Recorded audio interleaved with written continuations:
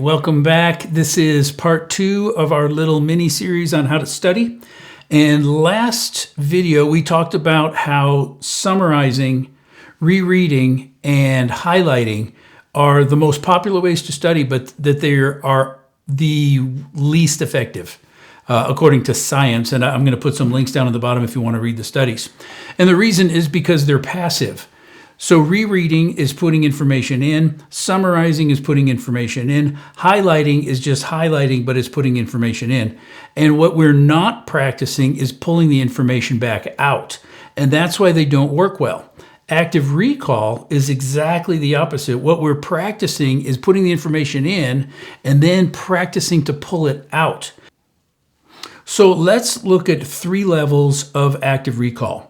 Level 1, I'll call this 101, is simply reading a passage, closing the book, and then just recalling what you can from that passage. So you're practicing pulling it out. So this is now active, it's not passive. The next level, level 201, would be where you read a passage, close the book, pull it out, and then you recognize that there are spots in there that you were unclear on or you couldn't quite remember at all. So you would reread that section, then you close it, pull it out, and now what you've done is you've pulled out the easy stuff once, you've gone through and filled in the gaps of the stuff you didn't get the first time, and so you pull that out a second time, and now you've gone through and you've really done a good job of recalling that information. So that's levels 1 and 2, and that would be, I think, sufficient for things like a quiz where it's not going to take a whole lot of study and there's not a lot involved. The third one is the most effective, and it is the most effective by far. And what it is it's creating your own practice test.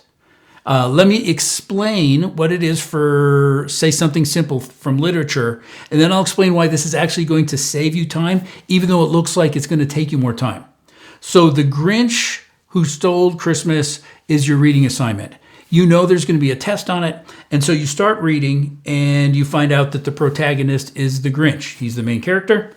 So you write in your practice test, who's the main character? The Grinch. What does the Grinch hate? He hates Christmas. Why does he hate Christmas? Because of the noise.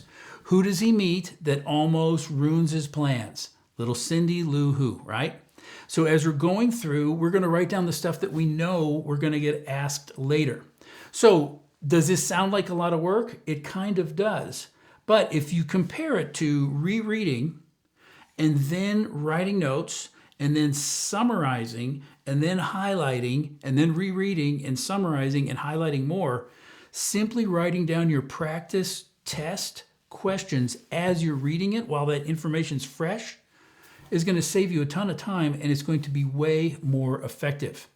In other areas, say for Latin, if you had the word terra, which means land, and they say, how would you decline that word?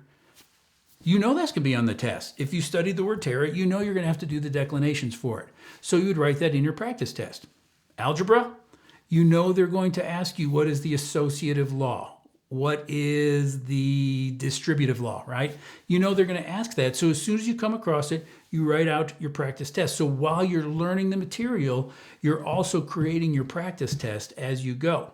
And if you do this, your grades are going to go way up because this is a much more effective way to study than highlighting, rereading, and summarizing.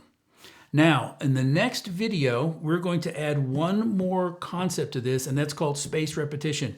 And so when you take active recall and then you add spaced repetition, these two fit perfectly together, and it's going to change your life. Your grades are going to go up, and your effort is going to go down. It's going to be awesome. So we'll see you next time. Bye-bye.